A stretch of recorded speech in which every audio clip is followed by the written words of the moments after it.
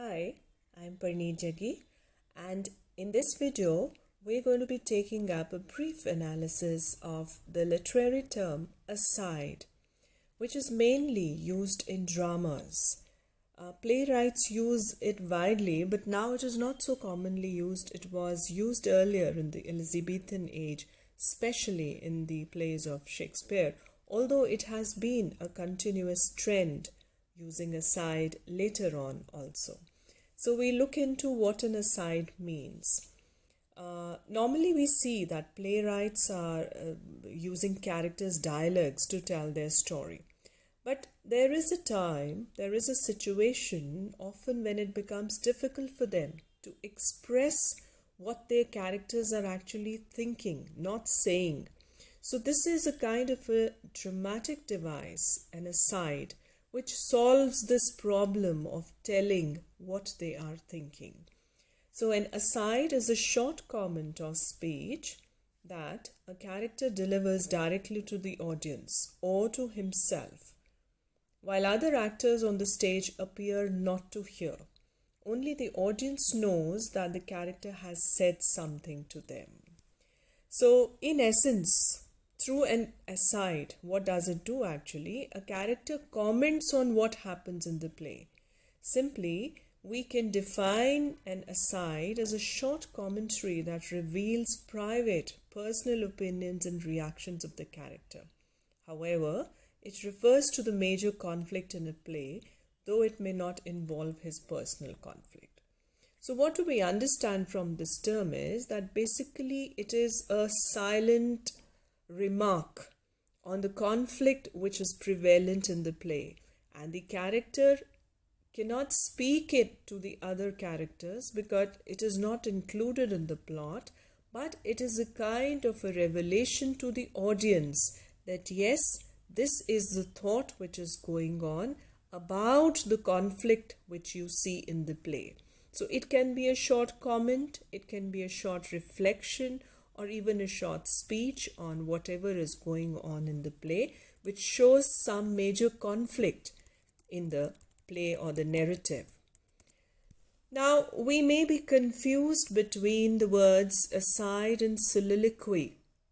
We are going to discuss soliloquy in the coming video, but yes, they are confusing terms because soliloquy also is a kind of a remark or the thought of a character which he wants to share with the audience, but he doesn't want to share with the other actors or characters on the stage. Now let's see what is the subtle minor difference between aside and soliloquy.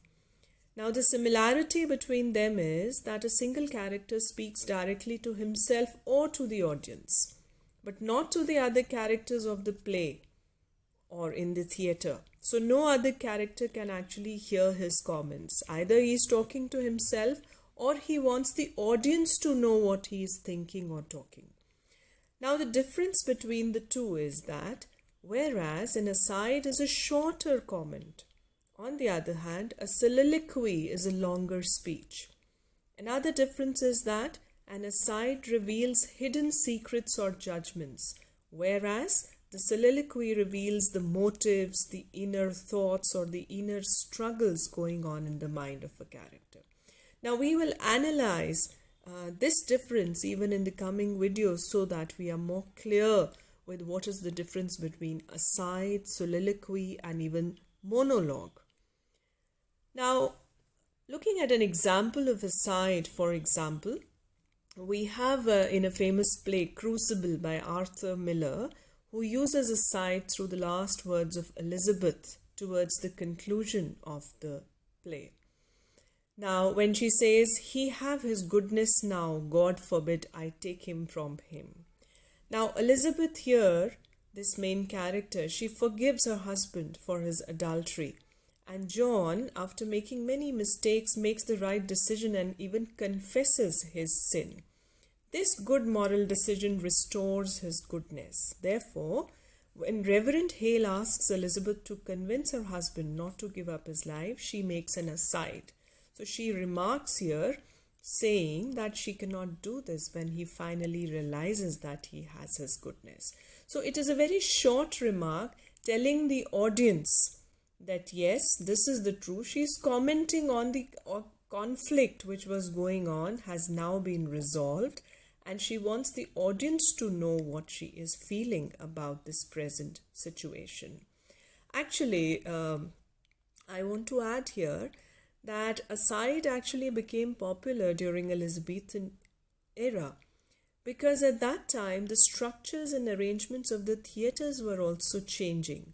And these structures of the stage in which these dramas were enacted were actually transformed into three-sided shapes, which allowed spectators to even come closer to actors than it never happened before.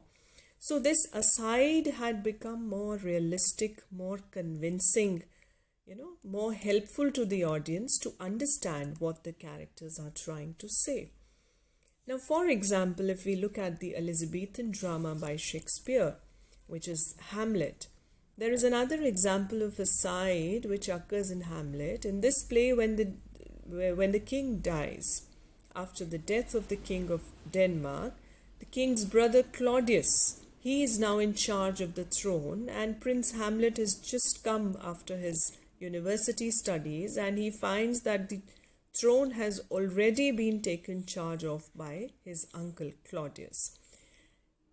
On top of that, Claudius has even married Hamlet's mother, the king's wife.